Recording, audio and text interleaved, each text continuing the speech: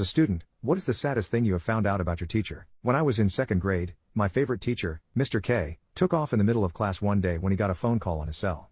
I remember wondering why he was picking up his phone, which usually never rang, and don't recall ever seeing him answer a phone call before. I watched him as he reached into his pocket and he pulled out his phone. The next part always plays like a movie in my head.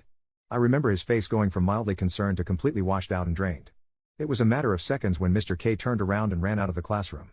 At this time, we had a second backup teacher. We called Mrs. S. Mrs. S. took over the class immediately. We weren't told anything. We just sat there with confusion. Mrs. S. was pretty stern, but I didn't have problems with that. I was concerned for Mr. K. After about 3 weeks, Mr. K returned. He came to visit. We all flocked to him to say hi and make sure he was okay. He took turns greeting us.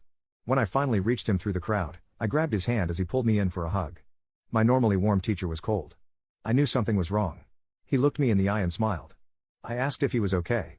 He smiled and said he would be fine. I didn't buy it for a second. Later, I found out that his mother had been in the hospital.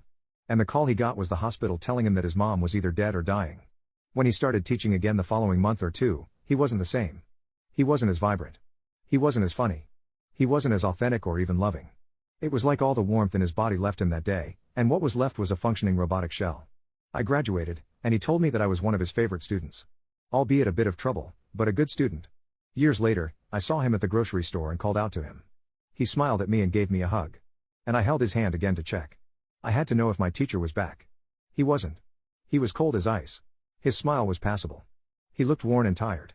His eyes screamed for something that I didn't know. I always remembered that. And to this day, I never got to tell him that he was loved. He was a great man, and not just a great teacher. If I had a dad, I would want him to be it. And that means a lot to me because I've lived 19 years without a male figure and having a strong distrust of men.